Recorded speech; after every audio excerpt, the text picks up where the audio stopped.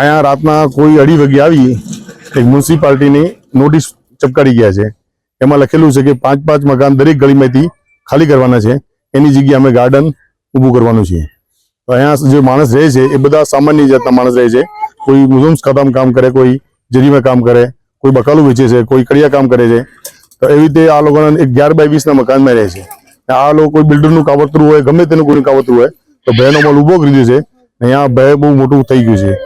તો અમે મ્યુનિસિપાલિટી જાણ કરતા કે મ્યુનિસિપાલિટી કહી ગયા કે અમારી કોઈ એવી નોટિસ મોકલાવી નથી, બરાબર, તમે પોલીસ ફરિયાદ કરો. પોલીસ ફરિયાદ મેં કીધી છે, સાહેબ અમારી ફરિયાદ લઈ લીધી છે, પણ સીસી કેમેરા જોઈ પછી આગળ કાર્યવાહી કરીશ, બરાબર.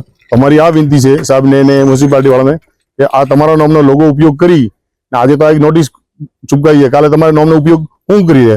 મ્યુનિસિપાલિટી આ ઇસમને ખિલાફ સલંગ સખત ને સખત પગલાં લેવા જોઈએ, બરાબર. બીજી વાત કે એવી બીજી વાર કોઈ નહીં કરે અમાર કાંકરી ચાળો ને આ લોકો ગરીબ લોકોને મહેલ ઉભો ભયનો મોલ ઉભો નહીં કરે એની ખાસ વિનંતી છે.